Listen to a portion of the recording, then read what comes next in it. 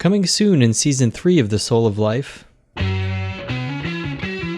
poker, it's pretty simple. You see what people do, and you bet they'll keep doing it. Today on The Soul of Life, I speak with Michael Elkin. Hustling pool involved convincing people to continue doing something that was clearly not in their best interest. Mm-hmm. And it turns out that is very good training for psychotherapists. Mike was one of the first lead trainers in a model of psychotherapy and a spiritual development tool called IFS, or Internal Family Systems Therapy.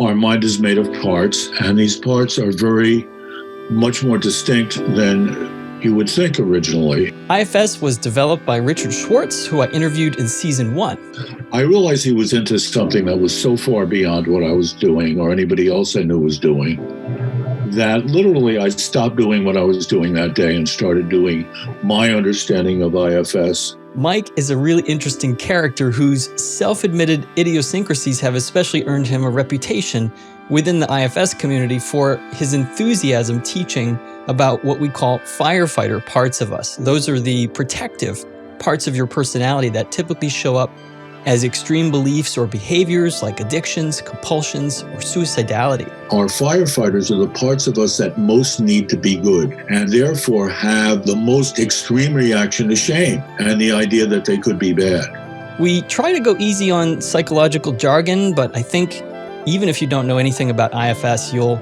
get a lot from this episode because most of us have been conditioned our whole life to have strong moral judgments, strong feelings against things like addictions and suicide, right? I mean, aren't those just categorically bad things that we have to fight against? This is really what's so mind-bending and revolutionary about the IFS model. Your willpower or your conscious decisions have very little to do with what you wind up actually doing. We talk about this state of mind that IFS calls self, but is really just all of our core spiritual qualities that all of us have been born with, which it turns out if you call upon it, and that's really what IFS teaches people to do, it has the power to heal and transform any parts of you that have become extreme or unhealthy or unbalanced. And I have to say, this is not what typical psychology or typical theology offers. You're driving along and some moron cuts you off and you're thinking about how you can improve his character and his driving, and you notice it's also forming a hot knot in your stomach, and this is not consistent with your well-being. You can put your attention on those angry parts and ask them if they'll give you a little space and just move back a little, and maybe they will. And if they do, your experience is you're not angry anymore. Now the part's still angry, but it's unblended, so you're not feeling its feelings. Traditional psychological and religious teaching usually tells people to constrain their bad thoughts or behaviors.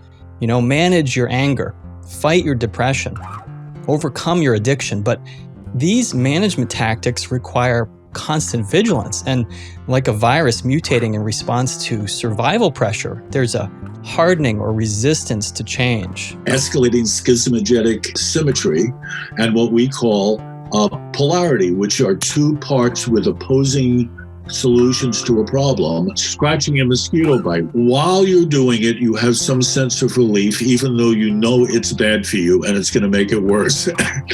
Mike and I discuss how instead of fighting and resisting so-called bad parts of you, it's far more productive to become curious and explore the motivations behind the behavior or feelings that aren't acting in your best interest. And the minute you define somebody as a bad person or you define a part as a bad part, you essentially lose any ability to interact productively with that person or that part.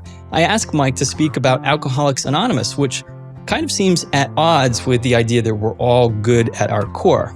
I mean, it's a pretty strict program and there's a lot of pressure sometimes people feel to conform to the program.